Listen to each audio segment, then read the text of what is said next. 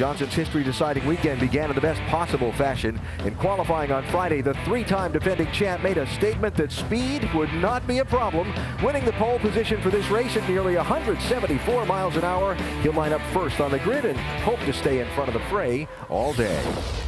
In the midst of all that a championship-deciding race brings, the crowded garage area, the packed infield, the palm trees and sunshine that can only be South Florida, you'll find our ESPN pit studio. And inside, you'll find Alan Bestwick, Rusty Wallace, Brad Daugherty, Ray Evernham, and the man of the moment, three-time defending champ Jimmie Johnson. Most people would wonder what you're thinking on this day and right now. So what are you thinking on this day?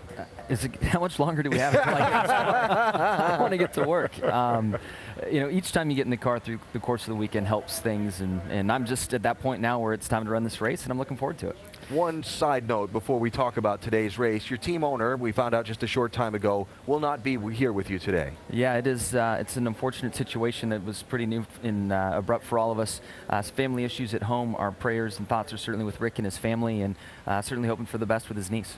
One of Rick Hendrick's nieces is about to undergo emergency surgery up in Charlotte, being prepared for a liver transplant, and so Rick not able to be here, but his thoughts certainly in support with the race team. Let's talk about today's race, Rusty. Jimmie, you said all week long you're going to go for it. You're going to try to get the pole, lead the most laps, win the race. Buddy, it's race day right now. You thinking maybe a little different, a more conservative approach than going for it? It just depends on how the car feels. As you know, if the car is good and I can lean on it and the grip is there, I'm going to do what I can with it. If I run those first 5 or 6 laps and the car's sliding all over, I'll make sure that I'm smart and take care of it. But I feel very good about the changes we're making. And at the same time, I also know that no one was comfortable yesterday. I mean, this track is really throwing some challenges to all the teams. It's different than any other big track that we run on. So I think that track position is going to be really important, and I'm going to work hard to stay up front all day long. You might find this hard to believe, but we've been watching a lot of shows about you this week, and I heard you say that you have constantly had to reset your goals, to get here to win in the winning championship. Like, you've won most of the big races we have 2 and 3 times, and now you're hours away from a possible 4th straight championship. What are the goals now?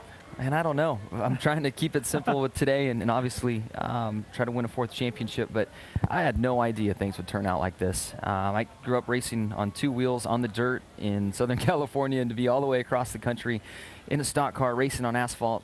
Growing up as a kid, anybody that raced on asphalt, we thought were sissies because we grew up on the dirt. We raced off-road trucks. So it's just a wild, wild career, and a lot of great things have happened. A lot of great people along the way I've worked with and have kind of mentored me and worked with me, and all these, the good times, the bad times, all of it. It's been a very, very amazing ride, and hopefully today we can cap it off and do something that's never been done before. I've got 2 questions. All right, the first one is, your team this year, as it has in the past few seasons, has just shown great resiliency.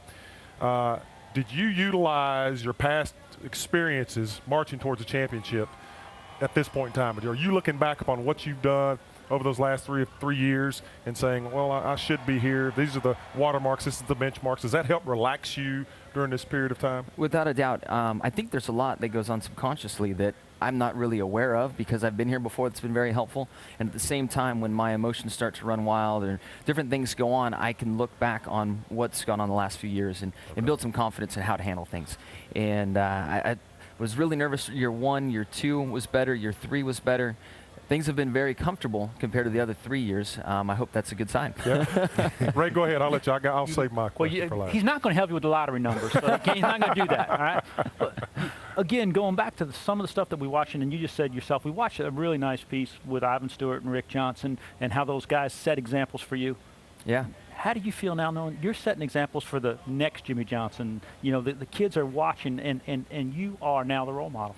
It's wild. It's not something I sought out to be. I'm very proud to be in this position, and it's a lot of the reason why I'm concerned about what I say and what I do and how I act is because of some of that responsibility. At the same time, I was raised right from my parents, and if I stepped out of line, I got put back in line pretty quick. And racing was important to me, and I just had a great childhood. Taught a lot of great values through my motorsports career, working with different owners and crew chiefs and people that really wanted to be in the sport for the right reasons. And if I'm able to pass that along and share that with other kids along the way, this is a great sport. We've all made a great life out of this, and it's anything and everything you want it to be. Hey, Jimmie, we talked yesterday in the garage area about the way the cars were handling. It's kind of the hard stuff right now. I don't know if you watched that race last night, but they were just tearing that wall down at turn 3 and 4. Very, very slick down there. You told me you like to run the bottom of the track a little bit more. Are you real concerned starting this race about turn 3 and 4? How are you going to approach that anyway? You know, if you look at where the sun's setting, and today with the clouds, it might be more forgiving down in 3 and 4. The sun really shines down on the top of 3 and 4. Really kind of the whole area, but as you run the top side of the racetrack, you carry so much more speed, the lateral forces are higher, and it tries to pull the back of the car around. So for me, and I think for a lot of guys, it's easier just to slow down, go to the bottom, and run a slower speed through the center of the corner to keep the back of the car under you. But again, I think these clouds will help that some. I'm not sure the overall track temperature will be as high. And it's a little deceiving because you go into 1 and 2 and there's shade early down there, early into the race, and you have a ton of grip. And you can fly through that end of the track, and you come over to 3 and 4, and it's like being on ice. You know, we talk about you and Chad and your combination, and it's been incredible. But one thing I don't think we talk about enough is Rick Hendrick and what the opportunity that he affords you and your whole 48 team.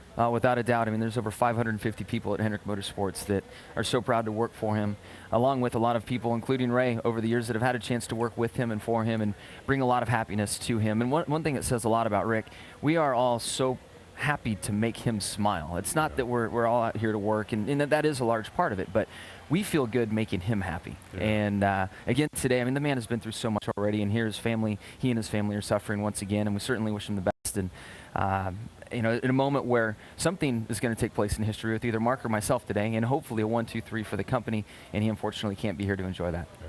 I have good news for you.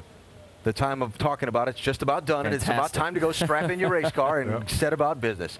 Thank you for the time. We wish you the best of luck today, and thank you. Look forward to seeing you make some history later on today if all goes your way. I look forward to it, and thank you guys for what you do for the sport, and look forward to talking to you hopefully later this afternoon. You got your lucky underwear on?